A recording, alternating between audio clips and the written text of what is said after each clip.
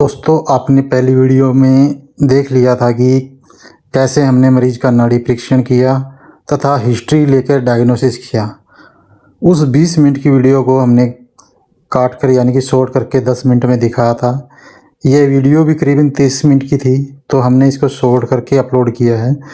Video में आप देख सकते हैं कि मैंने इंजेक्शन की एक्सपायरी डेट तथा क्वांटिटी चेक की। इसके बाद मैंने मरीज़ की रिपोर्ट के आधार पर दवाई लिखना शुरू कर दिया तथा मरीज़ को भी रिपोर्ट के बारे में डिटेल में बताया तथा एक्सप्लेन किया कि किस तरह से उनकी किडनी का फिल्ट्रेशन रेट कम हो गया है तथा उनको किडनी का फंक्शन इम्प्रूव करने के लिए मैंने दवाई लिख दी तथा मरीज़ को आसान भाषा में एक्सप्लेन देकर भी बताया कि कैसे उसकी किडनी का फिल्ट्रेशन रेट कम होते जा रहा है तथा शरीर में टॉक्सिक इकट्ठा हो रहे हैं। मरीज की प्रकृति के आधार पर तथा ऋतु के आधार पर हमने मरीज की दवाई लिख दी तथा स्टाफ को दवाई निकालने के लिए स्लिप दे दी थी। हम मरीज की जो दवाई लिखे जा रहे थे उसको साथ के साथ मरीज को समझा भी रहे थे किस तरह से जो उन्होंने ही खुद रिपोर्ट कराई गई है उनमें क्या क्या दिक्कत आई हुई है और उनको कैसे ठीक करेंगे और उसके लिए हम उनको क्या दवाई दे रहे हैं और वो बॉडी पे कैसे काम करेगी। तो मरीज को भी क्या है ये अच्छे से समझ आ रहा था और हमने क्या है पूरा एक्सप्लेन करके मरीज को दवाइयाँ लिखी और बीच बीच में उनको क्या है आसान भाषा में एग्जाम्पल दे के समझाते रहे। रिपोर्ट को हमने फिर से एक बार स्टडी किया, कहीं कोई पार्ट हमसे मिस ना हो जाए, क्योंकि मरीज को क्या है काफ़ी लंबे टाइम से क्या है बीपी की दवाइयाँ चली हुई थी। वो भी हमने ही चालू की थी। पहले 2 टाइम वो दवाई खाते थे 3 तरह की, फिर हमने क्या है 1 टाइम की दवाई पे ले आए थे क्योंकि उसका कुछ रूट कोज था जो हम साइड में माइग्रेन भी था उसको हमने जड़ से ख़त्म कर दिया था, तो दवाइयाँ ऑटोमेटिकली इनकी कम हो गई थी। 1 टाइम की दवाई पे भी इनका क्या 120 बड़ा बीपी आ रहा था, लेकिन इसके बाद इनका बीपी बढ़ना चालू हो गया क्योंकि किडनी पे इफेक्ट आया हुआ है। मरीज़ अब खुद चाह रहा है कि वो इन बीपी की दवाई को छोड़ दे। उसके लिए हमने इनको बताया कि अब आपको किडनी पे भी काम करना होगा और किडनी की वजह से आपका यूरिया क्रिएटिनिन जो क्या है बॉर्डर लाइन पे है अभी तो, लेकिन कुछ समय बाद अगर नहीं संभालते तो ये बढ़ना भी शुरू हो जाता है, किडनी फेलियर की तरफ चली जाती है। करीबन इनका 53-54% आपका किडनी का फिल्ट्रेशन रेट था तथा इसके अलावा टॉक्सिक बॉडी में इकट्ठे हो रहे थे। यूरिया क्रिएटिनिन भी इनका बढ़ने वाली स्थिति में था और कोलेस्ट्रॉल ट्राइग्लिसराइड तो बढ़ने स्टार्ट हो ही गए थे। इनको मैंने बताया कि भाई आपका इनको भी ठीक करना पड़ेगा, ट्राइग्लिसराइड कोलेस्ट्रॉल को भी। जब तक हम आपके ट्राइग्लिसराइड कोलेस्ट्रॉल को ठीक नहीं रहेंगे तो आपकी जो वेन होती हैं जिनमें से अब आपका ब्लड सर्कुलेट करता है और जो आर्टरी होती है उनके अंदर ये जम जाएगा, जिसकी वजह से आपकी आर्टरी और जो ऑर्गन जो थोड़ी सख्त हो जाती है, जिससे ब्लड प्रेशर ज़्यादा हो जाता है। दूसरा क्या है किडनी भी अपना काम प्रॉपर ना करके पूरे टॉक्सिक बाहर नहीं निकाल पाती और जिससे आपका हार्ट पे इफ़ेक्ट पड़ता है। हार्ट के ऊपर एक तरह से स्ट्रेस बढ़ता है, टेंशन बढ़ती है, वो क्या है फिर हाई प्रेशर के साथ ब्लड को फ्लो करता है। इसी वजह से क्या है हाई बीपी होता है, जो कि 5 से 6 साल पहले ही बता दिया था कि आपको ये जो बीपी की आप दवाई खा रहे हैं इसको भी अगर बंद करना है तो आपको लाइफस्टाइल चेंजेज करने पड़ेंगे। उसको लाइफस्टाइल चेंजेज में खान पान और रहन सहन के तरीके थे जो इनको बंद करने थे। इनके काफ़ी लाइफस्टाइल में जो गलत चीज़ें थी, जैसे कि नॉन वेज वगैरह ज़्यादा खाते, जिसे फैट ज़्यादा लेते थे, बाहर का खाना बहुत खाते थे और चीनी इनको बंद करने की हमने एडवाइस की थी उस टाइम पे, लेकिन इन्होंने इंटरेस्ट शो नहीं किया था। उन्होंने कहा था नहीं सर अभी तो अच्छे से ज़िंदगी जीने दो। मैंने भी कहा था कोई बात नहीं, अगर आप अभी नहीं करोगे तब तक आप एफर्ट नहीं डालोगे क्या है हम किसी दवाई के माध्यम से आपकी बीमारी को जड़ से ख़त्म नहीं कर सकते, क्योंकि हाइपरटेंशन एक लाइफस्टाइल डिसऑर्डर है, ये अपने आप में कोई बड़ी बीमारी नहीं है। अगर आप लाइफस्टाइल ठीक करते हैं तो बीपी और शुगर जैसी बीमारियों को आप कंट्रोल कर सकते हैं। अब जब इनको क्या है किडनी में भी इफेक्ट आ गया है और बार बार ये बीमार हो रहे हैं, इनकी इम्यूनिटी लो रहती है, तब इनको समझ में आया कि आज से जब 6 साल पहले डॉक्टर साहब ने हमें कहा था अगर हम उस टाइम पे ही डॉक्टर साहब की बात मान लेते तो आज ये नौबत नहीं आती, इतनी दवाइयाँ मुझे नहीं खानी पड़ती।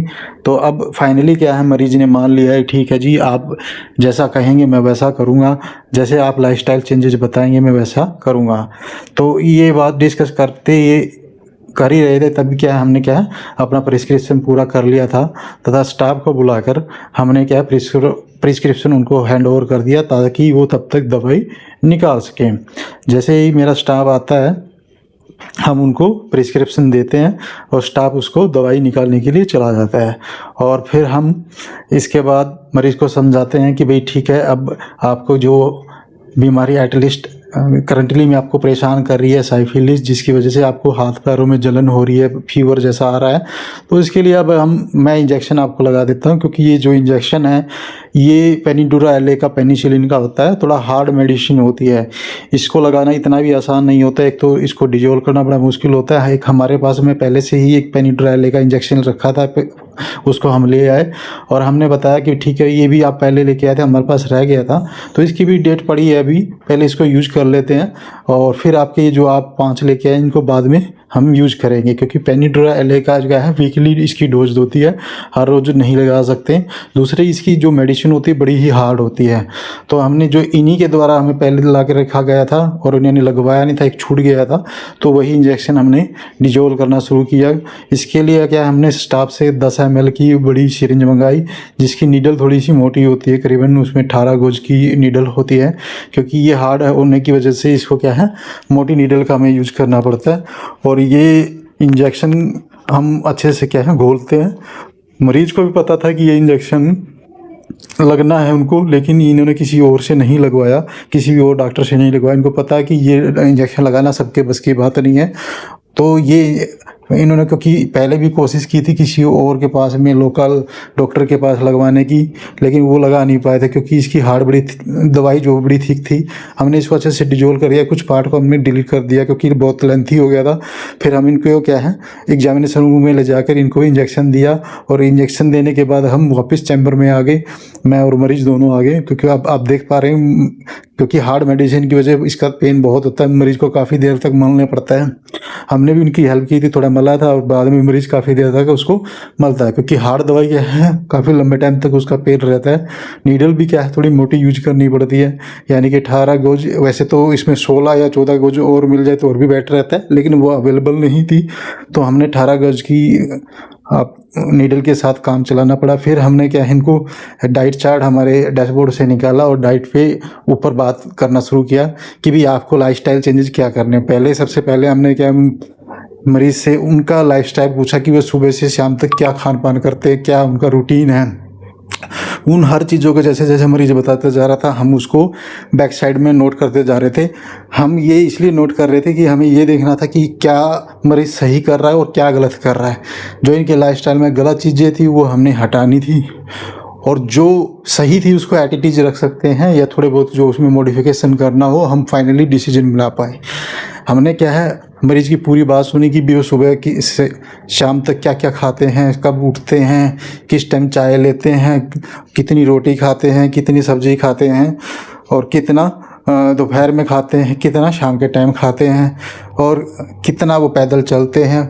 हर चीज़ को हमने एक्सप्लेनेशन में उनसे पूछा और उसको राइट डाउन कर लिया क्योंकि ये बहुत ज़रूरी होता है कि अगर आप लाइफस्टाइल डिसीज़ को क्या है आप कंट्रोल करना चाहते हो विदाउट मेडिकेशन के, तो आपको मरीज़ का पूरा लाइफस्टाइल पता होना चाहिए सुबह से शाम तक वो क्या करता है। उसी में से हम डिसाइड करते हैं कि भाई आप क्या गलत करो। उसके बाद मैंने क्या है उनको उनका डाइट चार्ट बनाना शुरू किया, उनको बताया कि आप ये गलत कर रहे हो, आपको ये चीज़ें छोड़नी पड़ेंगी। और ये इंस्ट्रक्शन जो होती हैं हर बीमारी में अलग अलग होती है। हमने इनको हाइपरटेंशन और किडनी फेलियर की तरफ पेशेंट जा रही थी, उसके अकॉर्डिंग इनको एडवाइस करना शुरू किया कि भी आपको क्या खाना चाहिए। मॉर्निंग में आपने चीनी वाली चाय पीनी चाहिए, चीनी वाली चाय नहीं पीनी चाहिए, सॉरी। तो मरीज़ क्या है सर मुझे शुगर तो नहीं है, मैं चीनी वाली क्यों छोड़ूं। मैंने उनको बताया कि चीनी एक आर्टिफिशियल प्रोडक्ट है, ये हमारे किडनी में को ख़राब करने ओवरऑल हेल्थ को भी ख़राब करता है, तो इसलिए चीनी वाले प्रोडक्ट को हमें बंद करना चाहिए। और भी हमें अगर कोई मीठा खाना है तो हमें नेचुरल मीठा फ्रूट की फॉर्म में खाना चाहिए ताकि कोई हमारी बॉडी को हार्म ना हो। क्योंकि जो नेचुरल चीज़ें होती हैं उनके जो एलिमेंट होते हैं वो इजीली डाइजेस्ट भी होते हैं, उनको एलिमिनेट भी हमारी बॉडी खुद कर सकती है। लेकिन जो भी आर्टिफिशियल पैकिंग में चीज़ें आती हैं वो नहीं कर पाती। तो इन चीज़ों को सब बताते हुए हमने सुबह दोपहर शाम के खाने की इनको पूरी डिटेल में समझा दिया। उसको लिख के मरीज को दे दिया कि भाई आपने ये खाना है, इतना खाना है, इस समय खाना है, इसके अलावा कोई दिक्कत और भूख लगे तो क्या खाना है। धन्यवाद।